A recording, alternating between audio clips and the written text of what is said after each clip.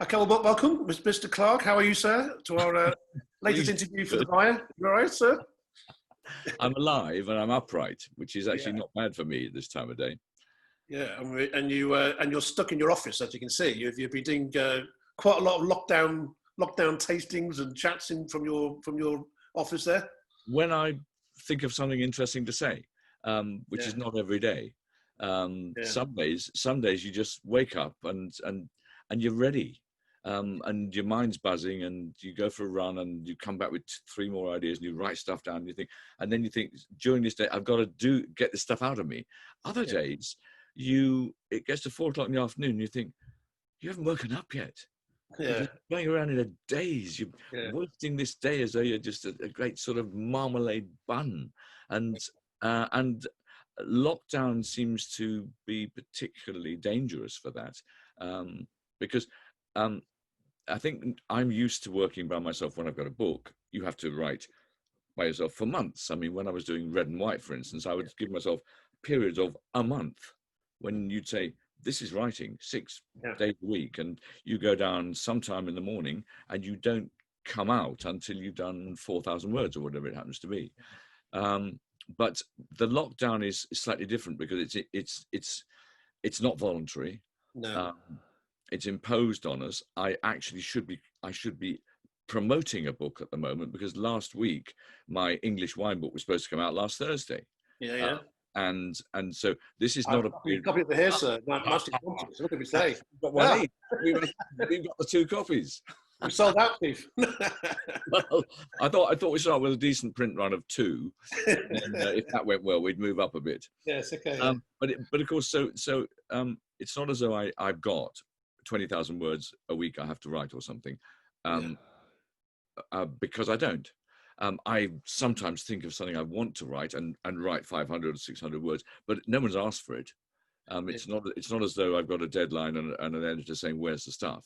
And so consequently, I think I'm more prone to lockdown blues. And I think a lot of people are, especially in the business we work in. We're quite dependent upon personal relationships. Yeah. And however much I'm perfectly happy with my own company. In fact, many of my fantasies when I'm working are about being alone. But I'm alone on a cliff top, with the sun is out and the sea is breaking on the rocks beneath me, and there's a beautiful pub half a mile away which serves hand-drawn bitter, only brewed 2 miles away in a village, and all the pork pies are homemade and all that stuff, and I can go for a quick swim when no one's looking. That's and not talk to anyone all day. Perfectly happy. 18 holes of golf would be nice as well.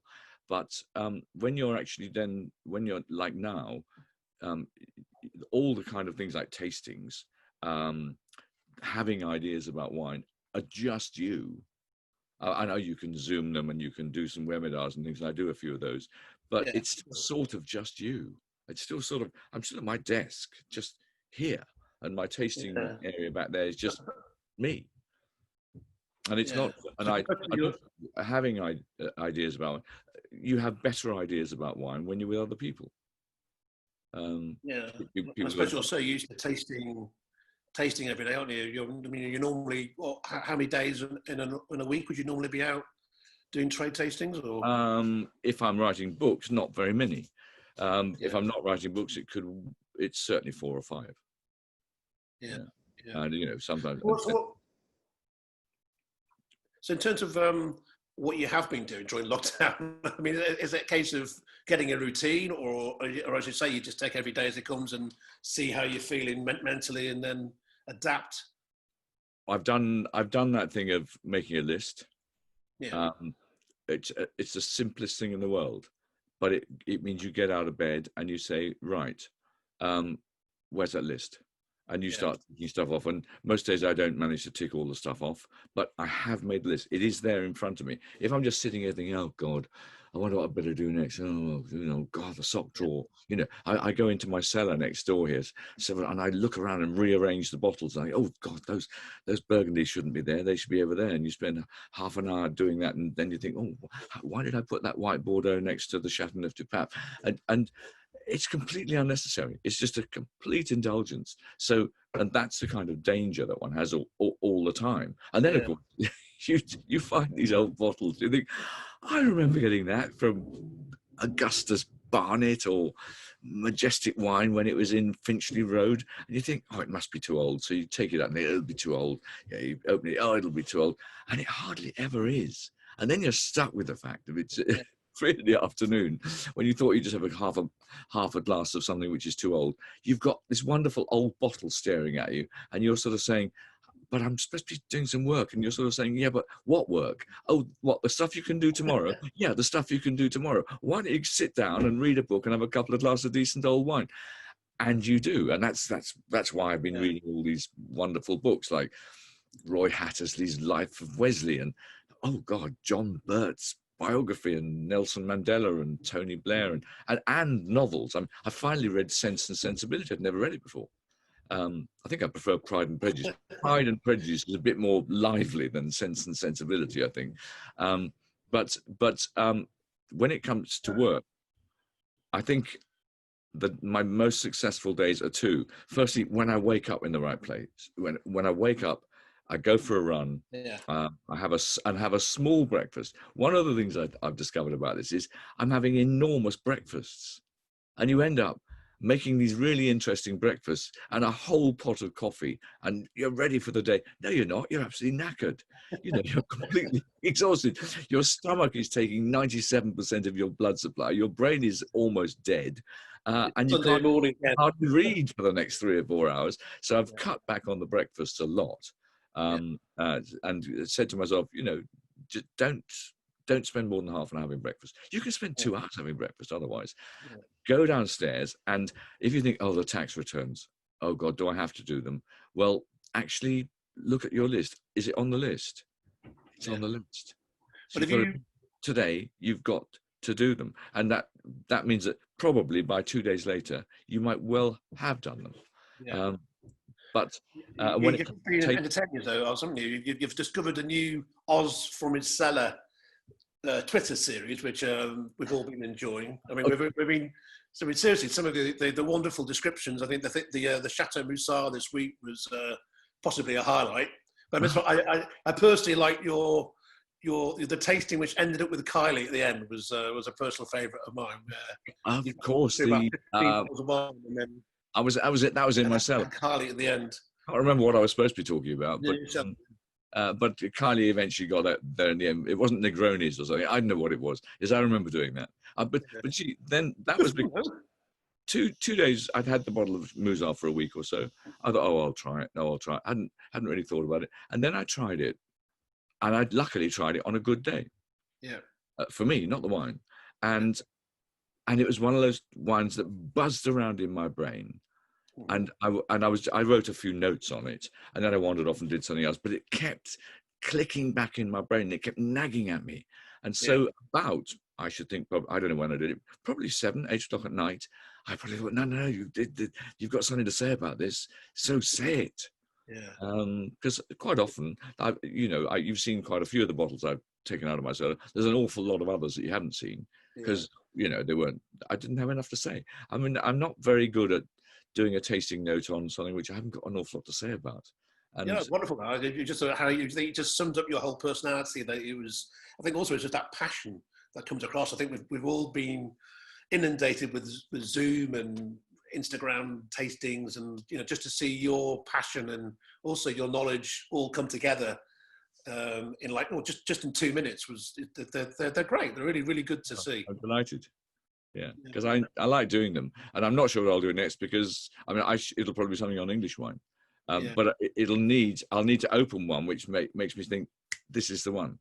Yeah. Well, talking of which, I have to do my Graham Norton bit on you, as you know, it's like a chat show. With your new books there. Very well thumbed, obviously, but I'm just now. Does that look like me? Go on, be honest. That's good. I like the cartoons in them. Who's a cartoonist? I'm not quite sure actually, but I want to find out where they live so I can go and attack them with a magnum. Okay, I am not quite as ugly as that, but actually no, he's right. I think actually they're rather good. That sort of that hooky, it's a sort of old Roman nose I've got, and the 3 hairs on the top of my head have all been carefully aligned. I think they're great.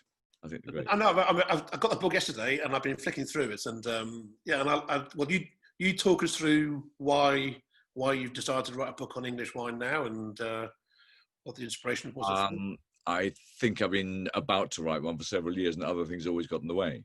Yeah. The red and white obviously got in the way for a couple of years. The wine by the glass. I did the history of wine in 100 bottles because I suddenly, it's one of those things you just thought, no one's done that. And everyone was doing history of architecture in 100 things and history of cooking in 100 saucepans. And I just thought, well, if no one's done it, hadn't I better do it? No. And I remember the publisher looking sort of, why would you want to do that? You think, why? Because it's 100 stories about wine you can tell, and I can do it. And so that was probably about 3 years ago. And the English wine, I've always been a tremendous fan of the concept of English wine and some of the reality. I remember from the very early days when I was still, in the theatre, but just getting into the wine world, most of the English wine was poor, and a really good mark was sort of 12.5 out of 20 when you're saying, hey, that's really good. On the other hand, 20 or 30 years ago, a mark of 12.5 out of 20 was a perfectly good mark until the mark inflation, which we now are seeing the results of, because 12.5 out of 20 no one even talks about, but 12.5 out of 20, if you read, I don't know, wine writers from 30 years ago, 12.5 out of 20 was an adequate sort of mark. But right from the start, I loved the fact of place, because I come from the country. I come from near Canterbury. In fact, I was brought up for a while less than a mile away from Simpsons in the Elam Valley. I got engaged right next to the Simpsons winery, and it didn't last long. I was only 4. But in fact, it lasted about 10 minutes, the engagement, until her mother found us there. And that's never a good thing for someone's mother to find you when you're 4-year-old with their daughter. So I think, but I still, when I go to places like Elam, I always worry if I see someone lurking in the shadows that she'll leap out on me and going to claim breach of contract. But I digress.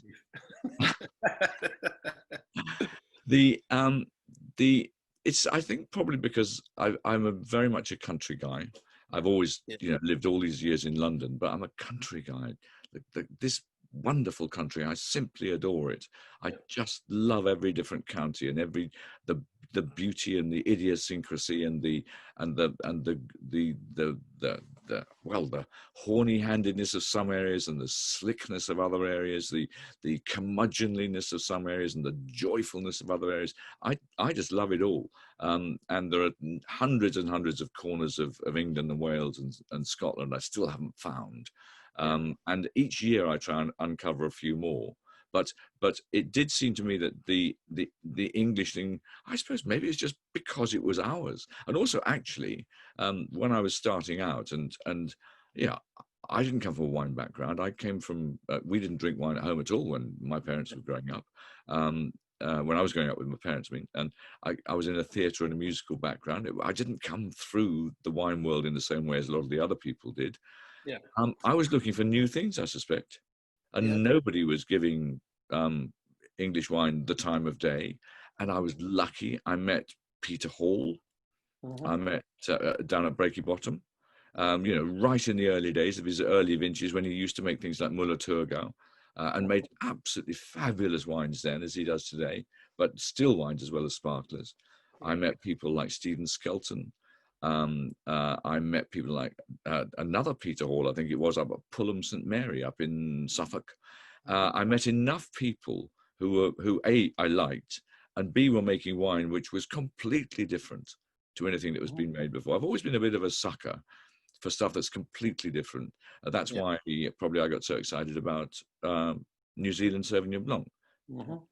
Flavors that had never been made before. I got terribly excited. I didn't get the impression of, oh, there must be something wrong with it because it's different. I was utterly thrilled to that, know. that there Yeah. must be something right with it, but it's different. It's the same with things like those Australian Chardonnays and things that Mhm. suddenly turned up because they were so different from what most people were used to from Chablis and Macon and places.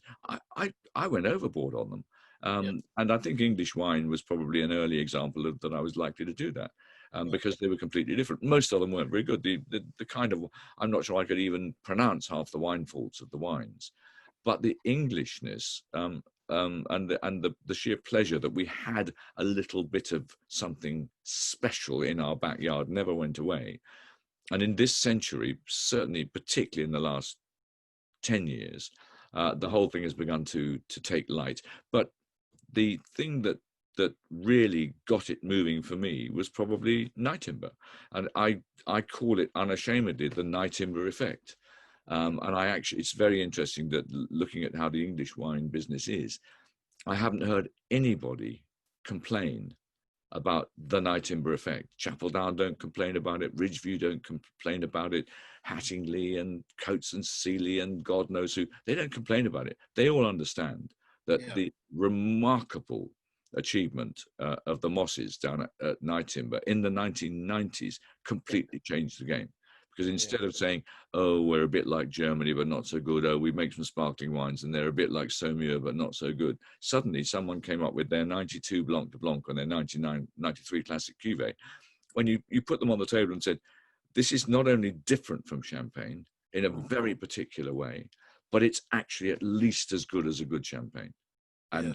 And and it wasn't a, oh, I'm nearly the same as Moet and Chandon or Lanson. It was, I'm just as good, but I'm completely different. And one of the things was the enormous intensity of flavor. Because champagne, much as I like good champagne, is not particularly famous for intensity of flavor. Those early night timbers, which are quite different from the modern night timbers, completely understandably, they were shocking in their flavors. And that, I think, yet again, gave me a chance to think. I was doing my my television shows with Gilly Goulden at the time, and so you're always looking out, thinking, how can we make a big noise? Yeah. And when you're on a primetime television uh, uh, screen every week, it's a great opportunity to say we can make a big noise about this, and it'll really make a difference. Yeah. Uh, and I think So now global warming and how it's climate change, global warming, whatever we call it, um, it has dramatically changed things. But also it's because we've now got consultants. I mean, obviously led by people like Stephen Skelton, but many others as well, yeah. who have, by intelligent expertise, managed to create vineyards so much healthier than we had before. We can get alcohol levels so much higher than we had before. We can pick grapes a month before we used to be able to pick grapes, and with 2 or 3 degrees extra of ripeness. And we're now in a case of saying every year the climate change actually is spreading our frontiers, so that you can look at the Hull River in East Yorkshire, and Yeah. is it Laurel's makes some really nice wine there. You can look across on the Humber going west of Hull, and people at Little Wold, South Cave make really good wine there. You could, and I've tasted wines that guy who makes his wine north of the Hadrian's Wall, Mhm. and Yeah. it's all right. I don't know whether he's still there. He was looking for some crowdfunding, and I said, I'm not quite sure crowdfunding is going to work terribly well for a vineyard north of Hadrian's Wall, and I don't think it did. But it must be great for you, though, I suppose, as somebody who was so early, sort of celebrating and trying to promote English wine sort of 20 years ago, to see how that's changed. I mean, in my short time in wine, I remember when I first joined Harper's, English wine was still very much a kind of a nice to be, a want to be, and obviously now it's rightly reserved around the world. I mean, what's that been like for you in terms of researching the book and just seeing that journey travel through? I think it's been absolutely thrilling. And it meant that in the last 5 years or so, I began to think I've really got to write a book about this. But Yeah. and I use things like Stephen Skelton's book for research and Yeah. for information. Liz Sayes came out with a very good book called Celebration of English Wine a couple of years ago. But it seemed to me that the consumer, not sure whether that's the right word, the wine enjoyer, the wine lover Yeah. in England hadn't yet really been talked to. No. And I thought that's exactly the kind of thing I like to do. Yeah. So given the fact that I revel in the English countryside and frankly the Welsh, I mean, there's Welsh wine in there as well. Yeah. Yeah. Because but it's a completely different world in Wales, different soils, different grape varieties, different climates. And it's interesting that they've got a Welsh wine week separately from the English wine week this year, and I think that's probably not a bad idea because they are generally different over there. But I just think that I began to get so much joy and excitement out of the sheer range of flavors and the range of people and the range of places that I just began to want to write about it. And it is places as much as flavors, because it made me, researching the book, dig deeper into areas I didn't really know. I didn't really know Essex and Suffolk all that well. I'd visited various places up there. I'd written the odd bit about it, but I didn't. And to go out there and just, drive, turn right at Chelmsford, off towards the Crouch and the Blackwater Valley, and think, I've tasted these Newhall wines for years now. I've tasted Pinot Noirs made all around the country which have used their grapes. I've tasted sparkling rosés all around the country. And you say to the owners, where did these grapes from? Where are they from? And they sort of look to see whether anyone's listening. They say, actually, they're Essex. And you think it's Newhall, Newhall again. And so to finally get there and stand in the churchyard at Purley, looking down at Newhall's vines and out over towards the Blackwater, and think, what is it special? There's a lovely breeze up here. The sun is shining on you. You look over at the Blackwater and think, hang on, it's raining. And it's raining on the Blackwater, and you can see the squall running up the estuary. But as soon as as soon as the coastal line comes, it stops. And half a mile further inland, there's Newhall, bright sunshine. You go over the other side, just past the other side of Purley, and you look down towards where places like Clay Hill are, and you think, hang on, that's the Crouch. It's raining on the Crouch as well. You can see the squalls on the estuary, and yet you come half a mile inland, bright sunshine, and you start thinking, it's different, it's special. And as they, you talk to the guys at Clay Hill, Newhall, those sort of places, and they do say, we are the driest place in the country. We don't have to be so sunny. We're not that massively sunny, not massively hot, but we're dry. And it suddenly makes sense. Pinot Noir, dryness, gentle sort of medium temperatures all the time. But then you say, but hang on, what's this soil? This is London clay, Essex clay, London clay. Where's the gravel? There isn't any. Where's the limestone? There isn't any. But flavors are lovely. And you start thinking, in France, if you saw clay like this, you wouldn't plant Pinot Noir. And in fact, in somewhere like Burgundy, when the clays get heavy, you go to Bourgogne Rouge. You lose your Volnay, or you lose your Gevrey Chambertin and your Bourgogne Rouge, and rightly so, because the stuff tastes heavy and cloddish. And in warm years, it can taste really quite good, but on the whole, it doesn't. And yet, over in Essex and in parts of Kent, some of the best Pinot Noir that Chapel Down comes up with, for instance, comes from really heavy soils. Some of those new people who are planting in Kent and East Sussex, you say, are you on the Green Sands? No. Oh, on the South Downs, are you? No. You're not on the Wealden Clay. Yeah, we're on Wealden Clay. But Wealden Clay, I mean, how can you afford the ploughs for Wealden Clay? Because how can you afford a tractor strong enough to work it? And they say, oh, yeah, we've heard that all before. Just taste the wine. And I don't know, it does work. And again, England is showing that it can do things not just similarly to a sort of pale Burgundy or similarly to a Me Too champagne, but completely differently. And Pinot Noir is an example. Chardonnay is another example. Even those young plantations that you get from places like Kitts County on that fantastic run of chalky soil that runs up from, Folkestone really, all the way up to Gravesend and Gillingham, of course. Up the Gill. God bless you, my boys in blue. And I've been looking at those. I've known those soils since I was a kid. And in the last 20 or 30 years, I've often thought, why aren't the vines there? Why aren't the vines there? People have said, oh, it's too exposed. Oh, it's too high. And I said, Are you sure? I know. I've picnicked up there. I know. My dad used to work at the Lenham, the Lenham Sanatorium. I've been to points. I've rambled through those things. Are you sure it's too cold? Oh yes. And I thought, okay, I know what's happened. The big champagne houses have bought most of it, and they may have done because you know, in 15 years ago there was a big loads of rumors, and several of the land agents did say, oh yes, we bought 500 acres here and 500 acres there. Yeah. And maybe that LVMH and people are just land banking down. It may be. But at last, when I saw the stuff around Hollingbourne and going around to the Medway estuary being developed. And then last year, I managed to finally get out to all those vineyards in Borley and Brox and I don't know, Borley and Boxley and Kitts Coty and all that.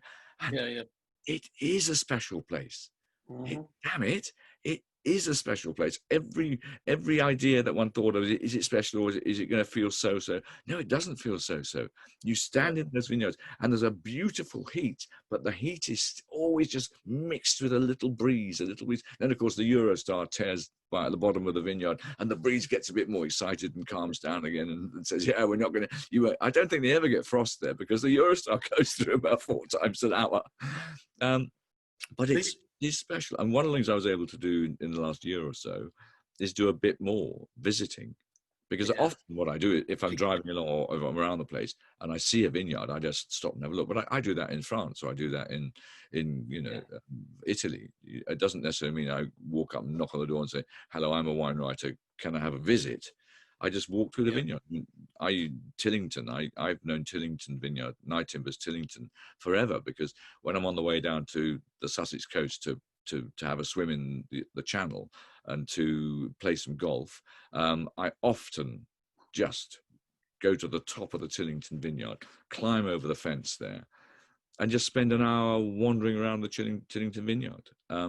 Has it been great for you from the point of view? Obviously, you're well known for having written books about California, about Bordeaux, and you've obviously travelled all over the world for many years. I mean, to have that time and focus to actually just look at the vineyards around us in England. I mean, it's great that someone of your experiences actually, as you say, put pen to paper and articulated all that you've just said. Well, I sort of wanted to, because I do realise that the more I think about it, I'm very, very proud of what's happening in England. Yeah. And I feel very emotionally bound to it. Yeah. My mother I went to my first English vineyard. It was Staple St James, just outside Wingham in Canterbury. My mum took me there. I've been visiting these places and looking at them ever since I was a kid. But I did feel an urge to start writing something and to start trying to let everyone who wants to listen to me in on my sheer delight in what's happening, my amazement in what's happening, and my thrill in what's happening in this. And also what I really, let's say I only got the book yesterday, but I've been going through some of the chapters, and it's the places, it's the producers, but it's also the people. So every chapter you really make a focus of, it's like you're having a conversation with the people that you're meeting. It's very much, you're shining the light on the people behind the producers as well, as much as you are the actual. I do try to, and the way I write, Richard, how I write as I'm having a conversation. When I'm writing, I'm talking to myself. People who think that I need to go and see the psychiatrist. No, it's just how I am. Voice, That's because when I'm writing, I'm talking like that, and often when I've written a few paragraphs, I then sit back and think, okay, I'm going to read that, and I read it out loud. How does it sound? Does it sound as though I'm talking? And if it doesn't sound if it sounds too bookish, I then rewrite it. I try to, and when I'm starting a sentence, I often don't know how that sentence is going to finish. Yeah. But I know that the idea has come into my head, and it might be a page later before the idea finishes, and I don't know what course it's going to take. Yeah.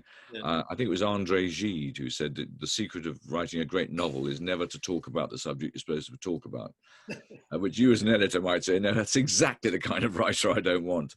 But I must admit, I think that trying to approach things tangentially isn't such a bad idea. And a No, lot of the profiles I've done in the book, you'd say, but you haven't given us any concrete facts. And I would say, I didn't want to. no, no. Go to the Like website. kind of little vignettes of each place, and you get a sense of the Something meant personality of the something place. to me. Yeah. Yeah. So, and some of them are better than others.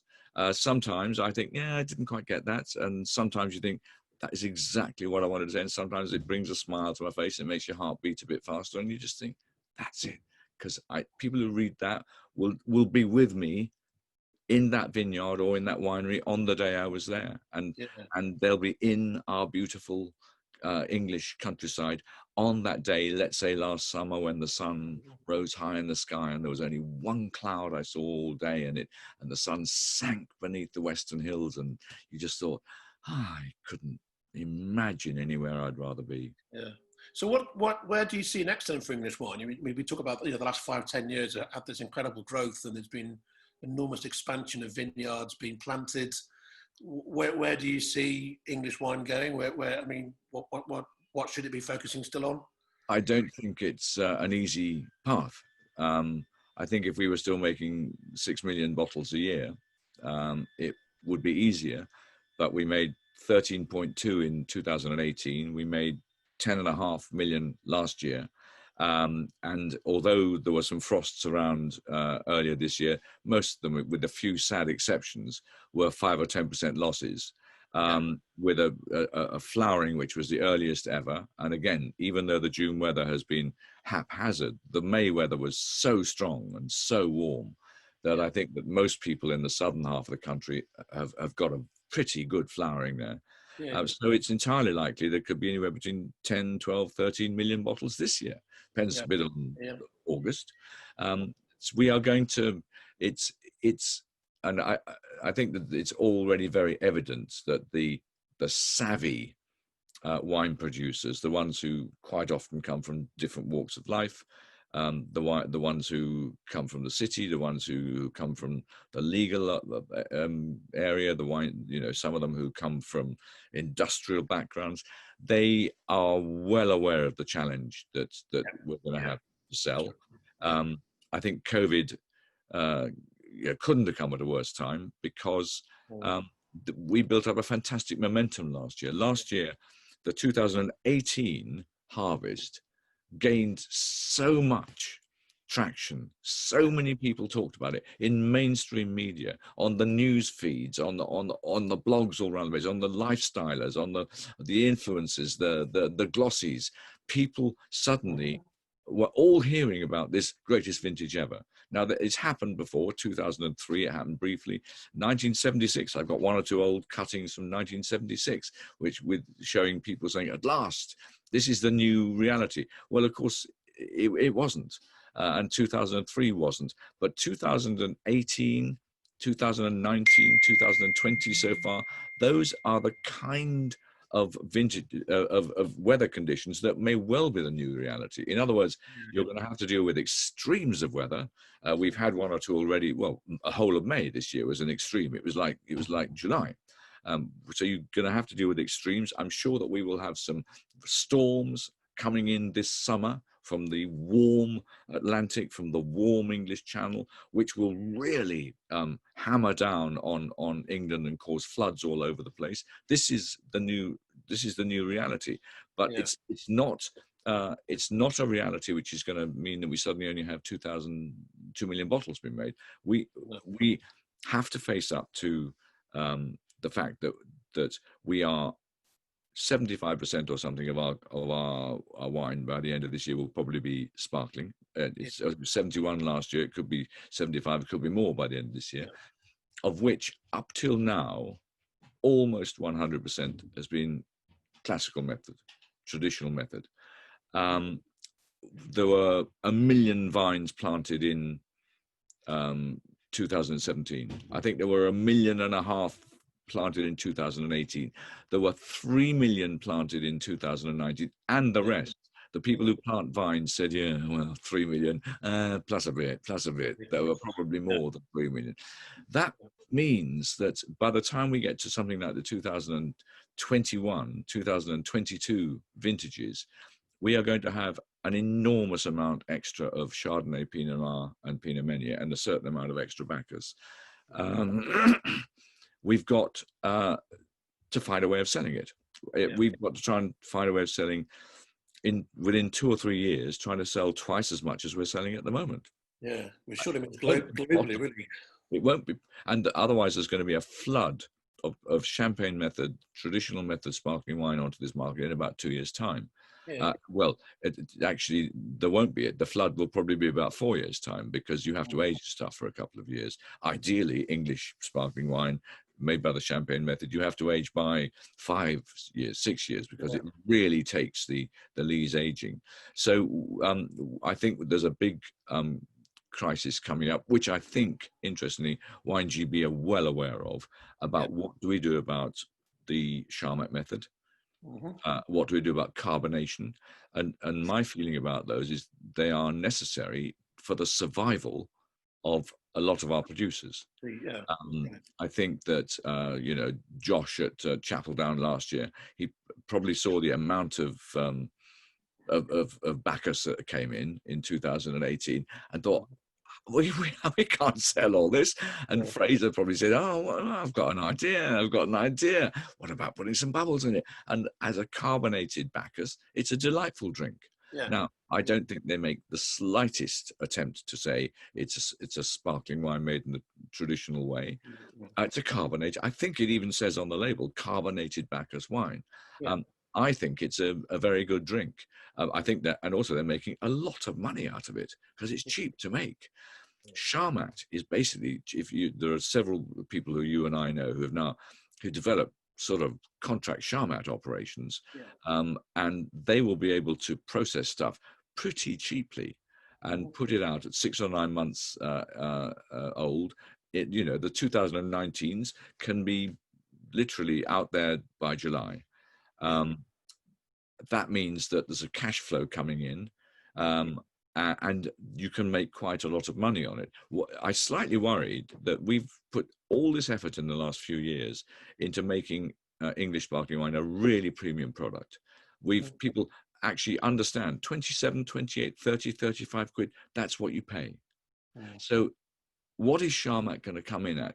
Some of the Charmats already come in at over 20 quid. Now, that means that in the short term, those people are making a killing. But in the long term, is it going to actually mean that people think, there's no difference in Charmat and sparkling? Ideally, Charmat should be half the price of the traditional method stuff. People would still make a profit. And I'm absolutely sure, particularly when some of the big discounters and supermarkets get in on this game, there's going to be half price Charmat around. What we have to try and do is to protect the reputation of the traditional method, and something on the labeling has to be very firmly there. And I think probably the Charmat method, several people, I mean Flint being an example, are already putting Charmat method on, and I think we probably need to make sure that something like Charmat method is firmly on that label to protect the traditional method. Because there are going to be one or two destructive forces in the English wine market in the next 5 years, who wouldn't mind about wrecking, about having a wrecking strategy. And I think it's desperately important that the good men and true and the good women and true are ready for it. And it's also going to have to be important as well, because Bacchus has made a considerable reputation for itself. I love Bacchus when it's nice and light and fresh and aromatic and hedgerowy. I don't think it suits very well going up to sort of 13% and being barrel fermented and things. And yet I say that, but the Kit's Coty one from Chapel Down is a remarkably good drink. But it's one of these big sugar machines from Germany. If it gets too warm, it'll get too warm for Bacchus. That's maybe why people like Flint in Norfolk are making such nice Bacchus, because it's not all that warm up there. And why further north, if you go to Lincolnshire, going up to Yorkshire, in 5 years' time, we'll probably find some of the best Bacchus coming from Norfolk, Lincolnshire, and Yorkshire. But a lot of it at the moment's planted down in Sussex and Kent. Yeah. So, by the way, it's almost like the English wine aspect of the English wine industry is sort of like sorted from the point of view of the reputation. It's more the industry side of it now that needs to really kind of like work its way through. And so, you know, you need to have, as an industry, you need to have the mass produce, you need to have the premium, you need to have different strands to be able to and really the industry must be able to delineate them, differentiate them for the good of the audience, because you know what the English wine market is like. They've got a wonderful ability to take the cheap alternative. You know, 10 or 12 years ago, all New Zealand's Sauvignon Blancs were 9 or 10 quid a bottle, and then they wrecked the British market with that Savalanche, with the 2008 vintage. Instead of holding it off their most loyal, their most faithful, their most mature market, they just threw it all over here, and the big supermarkets all managed to get hold of 3 for 10s. And you know, you'd see honest wine merchants standing in the queue at Tesco for the 3 for 10 Marlborough Sauvignon Blanc, thinking, "Are you completely bonkers? It's your own livelihood you are draining away by standing in that queue." But Sauvignon Blanc from New Zealand has struggled to get back to anything like those price points. Still, you can still get $6.99 Sauvignon Blanc from New Zealand. Obviously, you can also get 10 or 11 quid stuff and 15 quid stuff, but you can get $6.99 stuff now. 10 years ago, you couldn't, and there is a danger that will happen in English wine. The still wine thing is very important because, of course, you can also get that out onto the market in 9 months. So. I think that it's been quite easy for everyone to say, we make the best sparkling wine in the world. We'll pay £30 a bottle for it. It's remarkable how quickly we've taken that. It's remarkable how restaurants and pubs and bars and clubs are now able to sell good sparkling wine at a fairly heavy price. I don't know whether they find it nearly so easy to say, what about this English Huxley Raber? What about this English Seyval? What about this English Bacchus? Bacchus is probably the easiest of those. Chardonnay maybe easy. I mean, 1 or 2 people like Simpsons find it pretty easy to sell their stuff, I think, but that's pretty high-end stuff. So what for still wine, where do you see being the best place for English wine to be in terms of style and price points? Well, I think at the moment, since we can do it, and as conditions warm, we'll be able to continue doing it. The so-called Burgundian style is obviously one we should be after, but we should remind ourselves that Coteau Champenois is an extremely rare drink of any quality. The number of Coteau Champenois I've had, which I genuinely enjoyed, I suspect it's a finger of one hand job. So Champagne has not found it easy to do. So we are, but then of course Champagne, the yields are far higher, and the quality of fruit coming in off the vineyards is completely different. Our much lower yields mean, I suspect, that sort of what do they call it in France, the matière grasse, or the dry extract, all that scientific stuff. The fundamental core of flavour in our grapes is probably better. We are showing that in our still cool conditions, you can make good flavors at 11% alcohol, and I'm not sure that you can make the same kind of flavor any longer in somewhere like Burgundy, where a lot of those vineyards are often casually hitting 13 and often hitting 14 and sometimes hitting 15. We are quite happy with 11 and a half, 12. But I don't think it's an easy sell because, I've just looking at a bottle of Bolney Pinot Noir in front of me here, which I brought out thinking you might want to share a drink with me, Richard. But I don't know how much that is. Would that be 15 quid a bottle? 16 quid a bottle? That you might say, well, that's not very much for a boutique Pinot Noir, and it isn't. But if you're starting, and I think Bolney are absolutely right if they're starting at, and there may be more than that, I just haven't checked the price. Um, Yeah. I think Bolney are pretty shrewd when it comes to how they price things. And of course, as Sam would say with great excitement, I think she makes more Pinot Noir red than anyone else in the country, Right. Yeah. or more red wine than anyone else in the country. So she if anybody would know um, how difficult or how easy it is to sell. Yeah. I think that to go straight in with the classic, people are not selling Chardonnay at £9. They No. might be selling Ziegler at £9, but there won't be many of those either. I mean, there are the wonderful examples like Three Choirs, who year by year by year managed to produce a really nice red blend and a really nice white blend for not all that much money. But most people won't be able to. Three Choirs has been doing that for what, 40, 50 years. I don't know how long they've been there. They've been through all the financial crises and all the rest. They sort of know how it's done, and they've probably paid off nearly all their bills, so they Yeah. can do it. Most people can't. Most people are establishing something much newer, and they've still got bank loans to pay off, Yeah. and they're still saying, I need £15 a bottle for my Pinot Noir, need £15 a bottle for my Chardonnay. It's a very reasonable concept. £15 a bottle, why shouldn't you? Yeah. You're a boutique winery. Nearly all the English wineries would qualify for the word boutique in most countries of the world. But I don't think it's going to be nearly so easy to sell. I was talking to Nick Wenman in Surrey, Albury, and he was saying one of the things around the Surrey Hills is they're all saying, we want every pub and every restaurant to at least offer an English wine. And it makes complete and utter sense, but it's by no means been achieved yet. If every pub had some English wine on it, and I think sparkling wine would be the easiest way to do it. But if every pub did actually have some English wine on, and if every restaurant did actually have some English wine on, it would massively ease the problem, because at least it's sitting there, and you can either try and sell it to the audience, or the audience can see it. At the moment, frequently the audience can't see it; they don't know it's there. Can I just aware of our time in terms of with the sort of coming back to where we first started, really? I mean, what's your next projects when we do come out of lockdown? When we do come out of lockdown, what are you looking to do next? Have you got another book at the sleeve, or you what other things have you got in mind? I've got when we come out of the lockdown, when will it be? Next year? This year? Yeah. The book is now got a new publication date of September the 3rd. Right. Let's see. That's to go along with the sort of the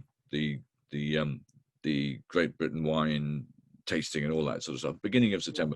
Let's see if we can launch it then. Books need promotion. I was hoping this summer to go around dozens of vineyards and do events and talk to people and meet people and have the book on my arm as well. I'm not sure how much I'll be able to do that, because virtually every event that I was doing this year has been cancelled. I mean, I've got one event left in September, and we're just fingers crossed, will it happen? All the stuff in October has already been cancelled. Stuff in November has already been cancelled. What I am heavily involved in at the moment is my Oz and Harmonica concerts. Yeah, I was going to ask you about that. Yeah. Because we've got a new one. We've done about 4 different concerts now. Oz and Harmonica Drink to Music is the first one, and then there's an Oz and Harmonica Drink to Music again or something, which ends up. It's a wonderful show. Ends up with a Baroque version of Roll Over Beethoven, written by Carlos von Buren, which is just marvelous. Bach and Berry, Chuck Bach and J.S. Berry. But it's fantastic. But the new one we're doing, which we should have finished by now, it should have world premiered 3 weeks ago, is a thing called Gin and Phonic, which is another. It's a concert about gin. Yeah. So these are going tremendously well, but of course every single one has been cancelled. No, that's not true. Every single one has been postponed. The one uplifting thing about this is that not a single person who'd booked the concert said, well, that's it. They've all said, we're desperately keen to have the concerts. Can we book in a place next year? Having a life on hold, isn't it, really, at the moment? It's like feeling up on the pause button. Because the mood in the country in end of April, end of March was different to end of April, was different to end of May. Yeah. Um, Different to there's now. quite clear now. You go around the streets and you wonder whether there's a lockdown at all. It's just rather a lot of people wearing face masks. Yeah. I'm not sure what the people will do if and when, and probably when, we start to see another spike in infections. Are Yeah. people going to say, and the probability of a vaccine in the next few months is remote, even though a lot of really great people are working on it, but vaccines don't just come out of thin air unless you're amazingly lucky. I don't know whether people are going to be prepared to say, "Oh, let's do tastings anyway." We've got one next week at R&R. Yes, I know that. So Yeah. I'm going to definitely go along to that, and Yeah. everyone's going to be at 2 meters. Only 6 people allowed in at a time into the car park. Yeah. Yeah. No, How it's good to see. how can we do? I mean, how can we do trade tastings? Yeah. And maybe we won't. So, Maybe as it sort of like, what do you think about traveling? Has it made you think twice about whether you'll be willing or wanting to travel once we can do again? I'm very happy to travel. I mean, we've been, I've got my things like my James Martin Saturday food eating show. James Martin. James. I know, James. And we've had to stop doing those because ITV says you can't do anything which has members of the public, and you can't anyone closer than this and that and the other. But we've been talking about how to get that going again, and it may be that I go out and do VTs by myself. The whole point was to try and bring in the members of the public, but if we can't, we can't. I'll just have to go and do a VT somewhere else, outside broadcast, sorry, VT. The concerts.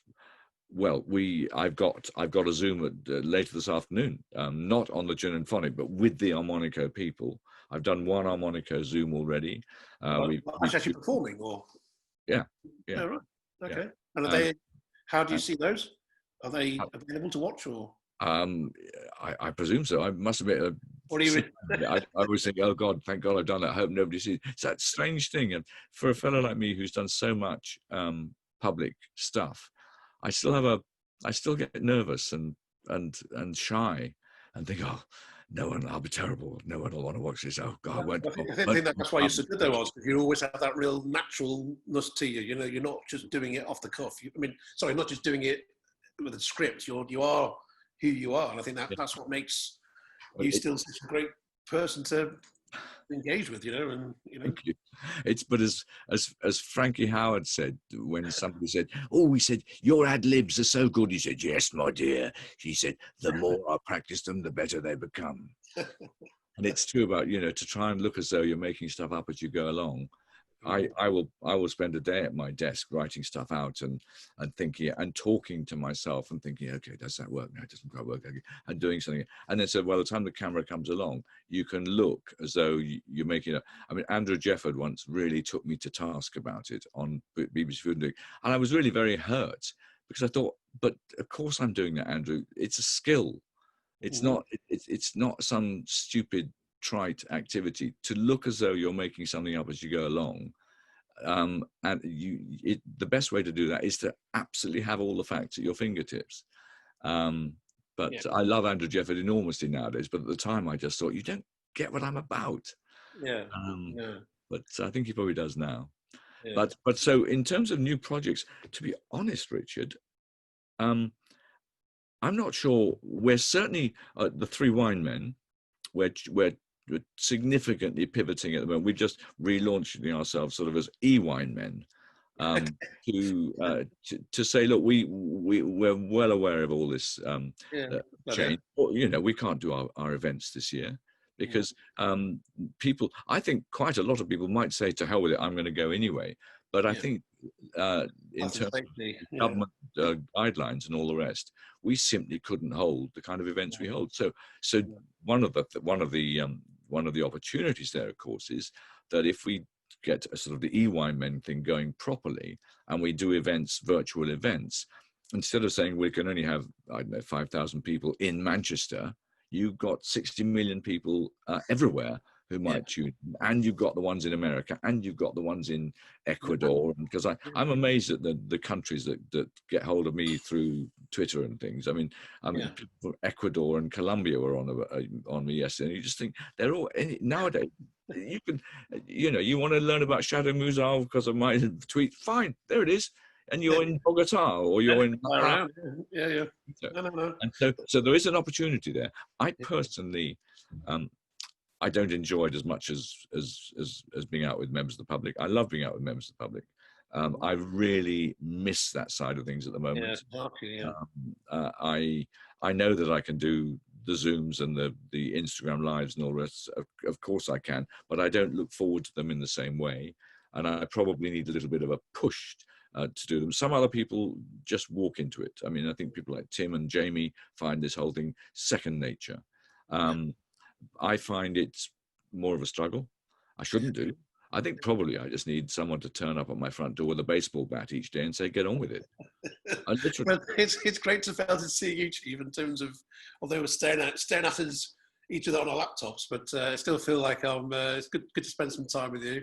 So what's your plan then when we are allowed to go and have a drink in a bar or a restaurant, or what's going to be first on your list to have a drink of when we can do country pub.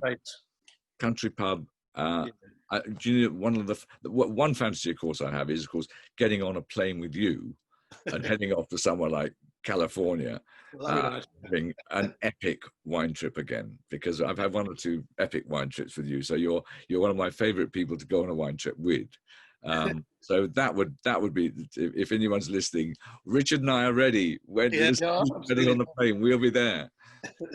But if I had to say what is my drink fantasy, and has been for the last couple of months, it is the first time I walk into a good pub and I walk up to the bar and I look at the array of hand pumps and I say, I'll have a pint of that, please.